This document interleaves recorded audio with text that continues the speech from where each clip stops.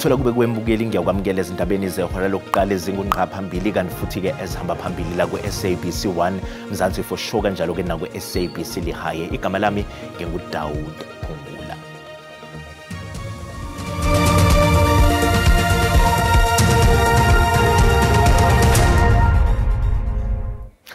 Inkantolo ephakeme yasePitoli sikhiphe isinqumo sokuthi wayengumengameli waseZambia uEdgar Lungu kuzofanele ayongcwatshelwa kwela kubo njengoba bekunombango wesidumbu phakathi kukahulumeni waseZambia kanye nomndeni kaLungu. Ijaji uAubrey Lidwaba liqale ngokwendlalela isinqumo salo ngokubeka obala amaphuzu abhekisisiwe ngaphambi kwesinqumo sokugcina. The court undertook a conflict of law analysis. Although the dispute arose in South Africa, being the country where the death occurred and where the remains were located, the court determined that the legal system with the closest and most real contention to the matter was that of Zambia. Ijaji uLidwaba libese likhipha isinqumo salo esivune uhulumeni waseZambia ngokuthi isidumbu sikaLungu kuzofanele sanjiswe eLusaka kwelaseZambia lapho kuzofanele afihlwe khona ngokohlelo likahulumeni. It is ordered that the applicant is entitled to repatriate the body of the late President Edgar Lungu, the late President Lungu, for a state funeral and burial thereafter in Embassy Park, Lusaka, Republic of Zambia. There is no order as to costs, which include reserved costs. I hand down the judgment. Amanye amalungu omndeni wakwaLungu abesenkantolo ehluleke na ukuzibamba ngemva kwesinqumo abengasilindele njengoba bebefuna ukuthi uLungu angcwatshelwe eNingizimu Afrika. We continue to mourn with them. It's normal that people can be emotional when this happens, but I think it calls for people to cool down. Ongacaciswanga ke inkantolo ukuthi ngabe umengameli waseZambia uHakainde Hichilema uzowethamela yini umngcwabo kaLungu njengoba kungokunye obengafunwa kakhulu umndeni wakhe. Lo wabe engumengameli wezwe uKhalima Motlanthe usevikeleke isinqumo sokuhlakazwa kophiko lwama-Scorpions olwabe lungaphansi kophiko olushushisa amacala omphakathi iNPA.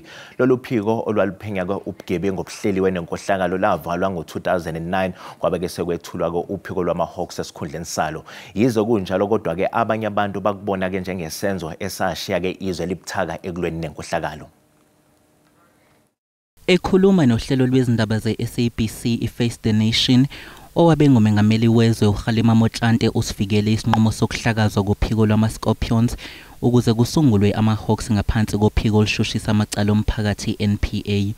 Lokhu kuza njengoba kunabagxeka ama-Hawks ngalokho abakubiza ngokudembesela emsebenzini wawo. There's a commission coming up, you know, about the police. Yeah. They will indicate as to whether there's no rot in the policing processes, but so far they crack serious crime issues here. Yeah, I mean, you know, where there's been serious crimes, the offenders have been apprehended. Kule ngxoxo uMotlanthe uphinde wazwakalisa ukukhathazeka ngenqubomgomo ye-ANC yokujuba amalungu eqembu ezikhundleni zikahulumeni nakuba ingenazo iziqu ezifanele. I used to be a unionist, and I know of no employers who would ask you to which party do you belong before they employ you. That's not how people are employed.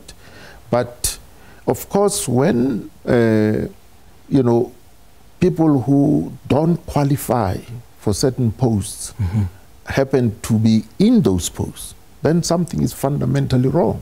Kusenjalo uMotlanthe uphinde waphawula ngobudlelwane obuphakathi kweWashington DC nePitoli. I wouldn't say the ANC is solely to blame for that because you know, the US president is someone who as I said is a loose cannon.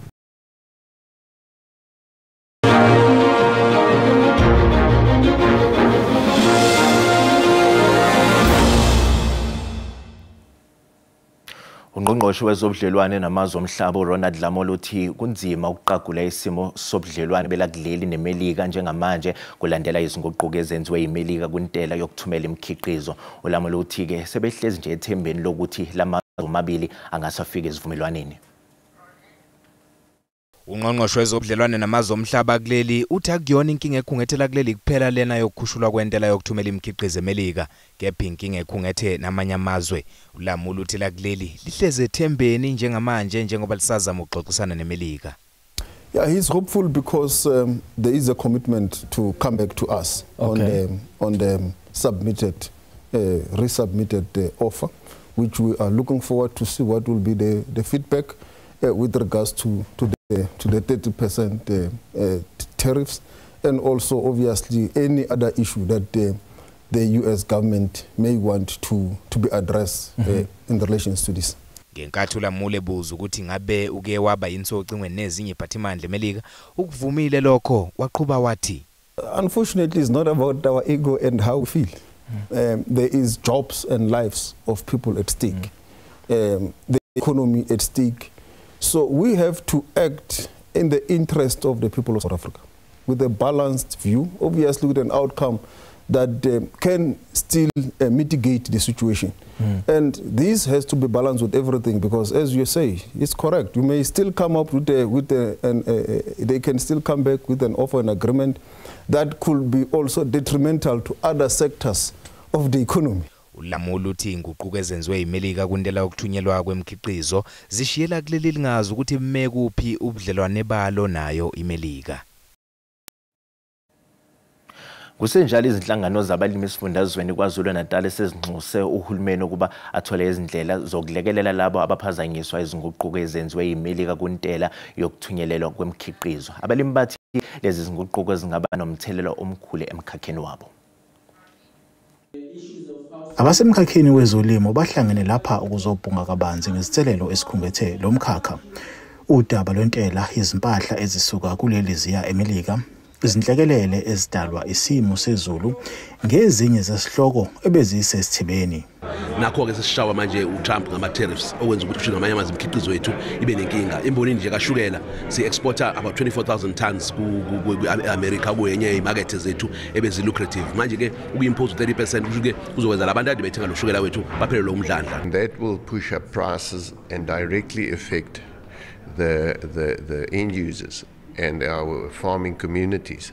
Umnyango wezolimo uthi usukwazile ukuthuthukisa imizamo yokunqanda ukubhebhetheka kwesifo samatele. Nayo inkinga encane endaweni zabalimi laba seba ikhonda khonda sibabiza ama commercial farmers ngoba bona indawo zabo zibiyelwe, kodwa sesinazo izingxoxo sesibe nazo bayavuma ukuthi akubanjiswane. Sekugonywe izinkomo ezingaphezulu kwezinkulungwane ezingamakhulu ezindaweni ezihaqwe isifo samatele. NginguSimphiwe Makhanya wezindaba ze-SABC ngiseThekwini. Bukele sisathiqu ezitolo kanti uma sibuya sizokuphathela uWT. For me it's unacceptable. I'm broken because it could have been my own child. Bavele enkantolo abazali bengane neminyaka emine ngamacala okuzama ukubulala kanye nokuphazamisa ukusebenza komthetho ngemva kwesigameko lapho kusolwa ukuthi uyise walengane uyishaye ngesihluku yazangeniswa esibhedlela.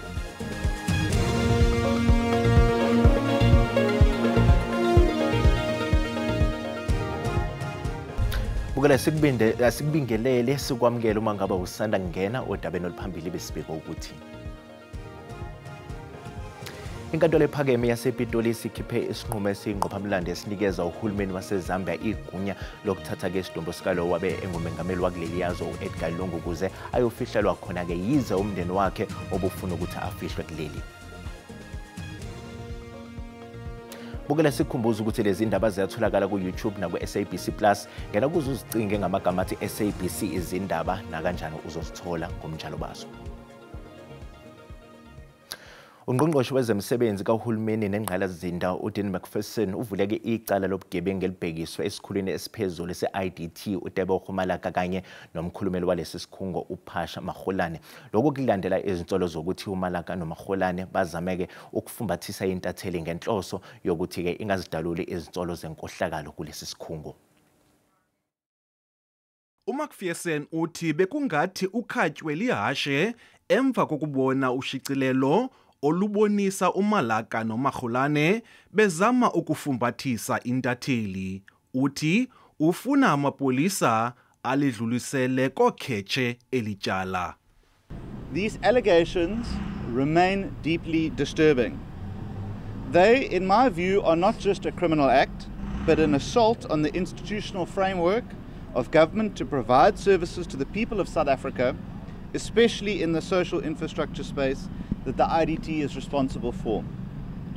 Attempting to bribe a journalist to bury the truth is an attack not only on the free press, but on our democracy. uMcPherson uthi uye wadibana nebhodi ye-IDT ngokuhlwa kwangoLesithathu apho le bhodi ithe iza kuyikhawulezisa inkqubo yoluleko kaMalaka. Umphathiswa uthi uMagolane naye angajongana nenkqubo yoluleko. uMcPherson uthi ufuna uphando ngazo zonke iziniki maxabiso ezikhutshwe yi-IDT phantsi kolawulo lukaMalaka.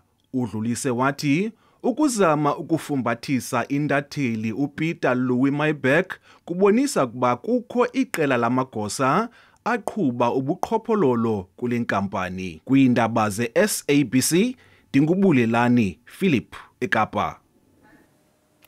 Iphini likaMengameli wezwe uPaul Mashatile uthi ke uhulumeni angeke uthathe izinqumo ezithinta kabaholi bendabuko kanye ke nabaholi bamakhoyisana ngale ngokuxhumana ke nabo. Mashatile kusho lokhu ngesikhathi ke kubanjwe izingxoxo nabaholi ke bendabuko kanye nabaholi bamakhoyisana ePitoli. Iphini likaMengameli uPaul Mashatile uthi kufanele abaholi bendabuko kanye nabaholi bamakhoyisana babe yingxenye uma kuthathwa izinqumo. It is for this reason that government cannot make decisions that affect you and your people without your involvement. Uthi umthethosivivinyo kanye nabaholi bamakhoyisana ubucayi kakhulu esishayamthetho kuhloswe ngawo ukwazisa umphakathi ngamakhoyisana kanye nohlaka lwawo. The Traditional and Khoisan Leadership Bill is a critical piece of legislation. It seeks to formally recognize the Khoi and San communities and their leadership structures. uMashatile ke uthi uMengameli ugcizela ukuthi uhulumeni kufanele asebenzisane ngokubambisana nabaholi bendabuko kanye namaholi bamakhoyisana. The President insisted that the government must engage frequently and in close communication with you, Your Majesty's traditional and Khoisan leaders. Unquseke abaholi labo kuba ekhona yokuhlukunyezwa kwezingane nabantu besifazane. We must also stand as traditional and Khoisan leaders against current challenges, including abuse of women and children. We must never tolerate anyone using the name of culture as a justification for mistreating women. Bavele enkantolo yemantshi Glen Soweto abazali bentombazanyana eneminyaka emine ngamacala okuzama ukubulala kanye nokuphazamisa ukusebenza komthetho ngemva kwesigameko lapho kusolwa ukuthi shaye ngesihluku yazangeniswa esibhedlela. Izinqandamathe zase-Eldorado Park zibhekene namacala abucayi njengoba zisolwa ngokushaya ngesihluku izingane ezimbili ezincane eziphakathi kweminyaka emibili kanye nemine ubudala. Amaphoyisa alunywe indlebe umuntu ongaziwa ebika ngomsindo obuzwakala endlini yalaba yize amalungu omphakathi ethi amaphoyisa athathe isikhathi ukufika endaweni yesigameko. Umphakathi uthi usashaqekile kanti ufuna ubulungiswa. Because she's so small, we're supposed to rely on our fathers. Yeah, he disappointed us. Naomi is a very bubbly person, and yes, I think it's the first time. I'm not sure. For me, it's unacceptable. I'm broken because it could have been my own child. There's a lot of children there. So all we want is justice for Lakitan. Isishoshovu bhekele ukulwisana nezidakamizwa sigxekele sisenzo sithi umthetho kufanele uqinise ukuthi laba bobabili bayajeza ukuze isigameko esifuze lesi singeke siphinde senzeke. To explain to me what had happened, it was sad at that point that didn't prove the crime scene. It was sad to listen to what actually happened to this little girl. She was being brutally violated at 8 o'clock in the morning, the afternoon. Videos has been sent to me where she's screaming and crying, where her dad is biting her. It is now confirmed that she was sexually penetrated. He tried to drown her. I think I'm still traumatized by this. Intombazanyana elimele kabi isesibhedlela ithola ukwelashwa. Inkantolo yaseHowick namhlanje ihlehla icala lokusolwa abantu abasolwa ngokundeka ekubulala loyo wayengusotswebhu Democratic Alliance uMasipala waseMngeni onhlala yenza Ndlovu. Ndlovu wadutshula esenzini wakhe empophomeni ngaseHowick ngoZibandlela wango-2023. Singaphandle kwenkantolo yemantshi yaseHowick laba solwa abane abavele khona enkantolo labasolwa ke basolwa ngokuthi babulala ikhansela leDA umnumzana Nhlala yenza Ndlovu la kodwa ke ukuthi kwakuabasolwa abahlanu oyedwa ubuthelezi yena ke kuthiwa amacala ke kuyena asesuliwe ngoba usephenduke ufakazi wombuso bavele kafishane namhlanje kwasekuthiwa ke icala lizohlehlela umhla ka15 kuyona lenyanga ngoba kusakhona izinto abafanele bayidingide umbuso kanye nabameli babasolwa ukuze bakwazi ukuthi mase bebuya ngesonto elizayo ngolesihlanu bakwazi ke ukuthi bacelele inkosi uZuma ibail ngoba uyena yedwa osesele ukuthi acele ibail njengoba umsolwa wesihlanu uMathonsi yena ekuthiwa usilahlile isicelo sakhe sebail ngalenkathi evelile ekuqaleni bekuzoqinisekiswa ke namhlanje ukuthi ngempela uyasilahla yini isicelo sakhe sebail kodwa ke sinayo ke ulungu lomndeni wakhe umnumzane uNdlovu njengoba kuloke kuhlehliswa njengomndeni wakaNdlovu nizizwa kanjani ngalokho thina singumndeni wakaNdlovu ukuhlehla kwalo uma lokhu hlehla secamanga ukuthi kusuthi ufakazi monke abakakapheleli nanokuyinto enhle kakhulu ukuthi vele lingaqhubeka icala bengapheleli abantu ngoba nalokho ngicamanga ukuthi ngesinye isikhathi kuzokuphazamisa indlela yophenyo lonke ukuhambayo. Wengamele ezimali esifundazweni KwaZulu-Natal uFrancois Rogers uthi-ke sekuqaliwe uphenyo lwezinsolo zenkohlakalo yamathenda ohlelweni lokuphakelwa kwezikole esifundazweni. Inhlangano iyangamele kusonke inteleka abaphakela ngokudla-ke ezikoleni isola owengamele ezemfundo esifundazweni uSipho Hlumuka ngokugxambukela kwakhe ukuze uhlomuleke izinkampani zabasondelene nayo ohlelweni lokuphakelwa kwezikole. Abahlinzeki bokudla ezikoleni sebenxuse undunankulu athathe ungqoshe zemfundo umnumzana uSipho Hlumuka izinyathelo ngokusheshsha. uHlomuka usolwa ngokukhwabanisa amathenda ohlelweni lokuhlinzeka ngokudla ezikoleni ukuze kuhlomule inkampani yezihlobo zakhe. Kusolwa nokuthi izinkampani eziningi zosopolitiki abathize nazo zanikezwa lethenda. Uhlelo lukazwelonke lokondliwa kwabantwana ezikoleni kanye nokuthuthukisa amabhizinisi amancane endawo. Abahlinzeki bokudla ezikoleni bafuna kube nophenyo ngalethenda.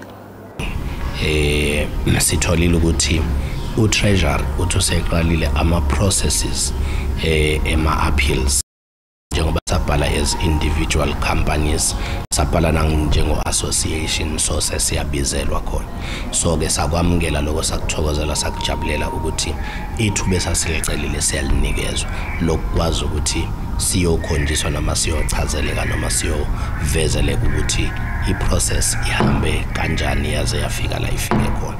Ngenyanga edlule undunankulu umnumzana uThamsanqa Ntuli ubhalele uHlomuka efuna umbiko ogcwele kulandela lezi zinsolo. Umnyango wezezimali uthi seliqalile uphenyo ngohlelo lokukhishwa kwalethenda. Some allegations have been sent to me about certain politicians and doing business with the state. Those matters are specific and are being investigated. Ingunhlakanipho Magwaza ezindabeni zeSABC eThekwini. Bukela umhlahlo wesimo sezulu yalandela.